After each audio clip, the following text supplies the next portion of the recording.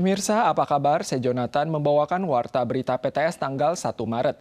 Kantor polisi Kelurahan Patu, Kota Kilong ditabrak truk kemarin malam, mengakibatkan seorang polisi cedera dan satu lainnya tewas. Pria yang menjadi oknum kejahatan segera meninggalkan truk dan melarikan diri. Ia melintasi jalur kereta Nuan-Nuan dan tewas tertabrak kereta api. Investigasi terbaru menemukan bahwa pria bermarga Chien telah menabrak seorang pengendara motor di Ruifang hingga tewas sebelum akhirnya menabrak kantor polisi. Truk berlalu dengan kecepatan tinggi, arahnya mendadak memiring dan menabrak kantor polisi. Seorang polisi yang bertugas di pos jaga tertabrak dan meninggal di lokasi. Seorang polisi wanita bermarga Liao juga terluka. Usai insiden, personel forensik menuju kantor polisi Patu di Kilong yang porak-poranda untuk mengumpulkan bukti. Pria oknum dilaporkan kabur dengan berjalan kaki usai kejadian dan akhirnya tewas tertabrak kereta api di rel kereta. Oknum diketahui adalah warga Kong Liao New Taipei dan adalah seorang mantan terpidana narkoba.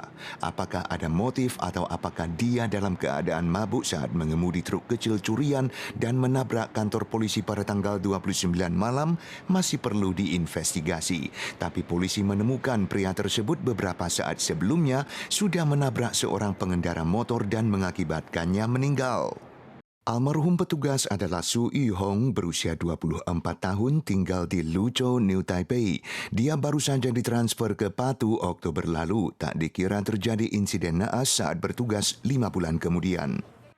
NPA telah memerintahkan lembaga kepolisian di seluruh negeri untuk memperkuat keamanan kantor. Tapi mengingat sering terjadinya insiden serupa, organisasi polisi pun menyerukan ditetapkannya aksi konkret untuk menjamin keselamatan petugas polisi tingkat dasar. Mari kita saksikan situasi mencekam berikut ini. Seorang sopir bus di Kota Kilong merasa tidak enak badan saat mengemudi kemarin sore. Namun ia berupaya memarkir bus di sebelah jembatan sebelum akhirnya pingsan di atas kursi pengemudi. Walau telah berhasil menyelamatkan seluruh penumpang, ia masih berada dalam kondisi koma pada saat ini. Bus R86 Kota Kilong berangkat dari Citu ke perkotaan Simfuhua tanggal 29 sore. Namun saat tiba di dekat jembatan Tahua, pengemudi bermarga Chen tiba-tiba merasa tidak enak badan dan berupaya maksimal untuk memarkir busnya di belakang jembatan Tahua sebelum akhirnya pingsan.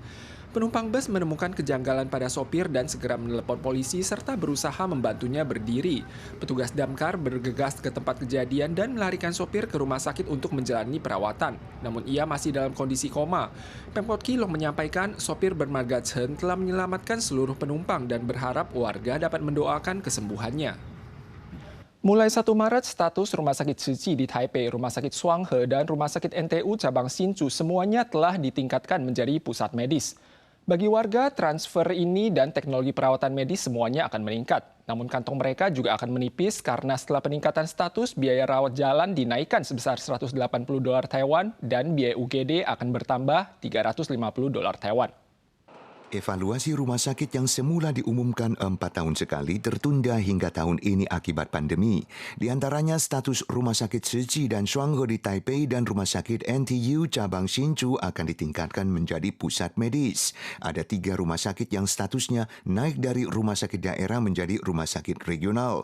Sementara satu-satunya yang statusnya diturunkan menjadi rumah sakit daerah adalah Rumah Sakit Xinlao Matou di Tainan.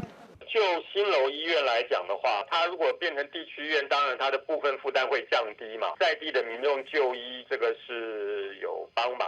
Bagi masyarakat, peningkatan status rumah sakit menandakan peningkatan mekanisme transfer dan teknologi medis. Tapi juga berarti dompet akan menipis karena biaya rawat jalan akan naik sebanyak $160 sampai $180, sedangkan biaya perawatan darurat bertambah $250 sampai $350.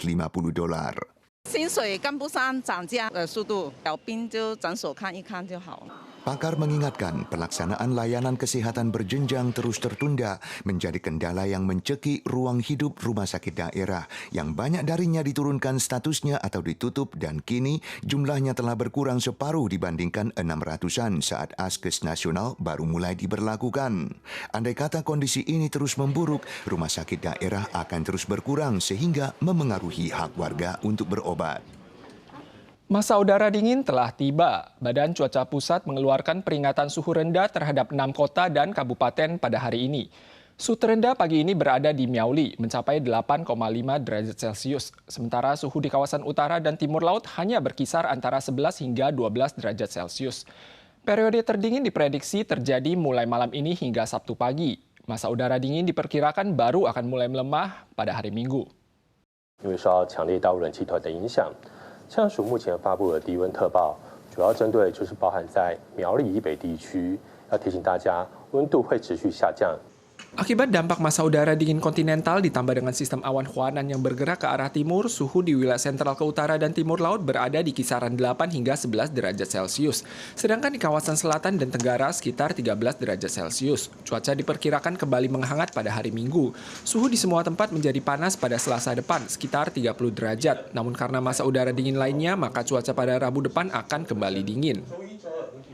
Asosiasi Jaminan Kualitas Perjalanan mengumumkan bahwa pada kuartal kedua pada tahun ini, biaya grup wisata di semua sektor akan meningkat secara keseluruhan. Misalnya untuk Asia Tenggara dan Korea Selatan, harganya telah melonjak sebesar 10 hingga 20% dibandingkan dengan periode yang sama tahun lalu. Kendati demikian, jumlah wisatawan Taiwan yang bepergian ke luar negeri pasca pandemi terus meningkat. Namun jumlah wisatawan asing yang mengunjungi Taiwan justru malah menurun. Kue nanas adalah camilan terkenal dari Taiwan, tapi pedagang di Ximending Taipei mengeluh bahwa daya konsumsi turis asing tidak lagi sekuat masa lalu. Kebanyakan hanya menengok saja, tidak banyak yang membeli.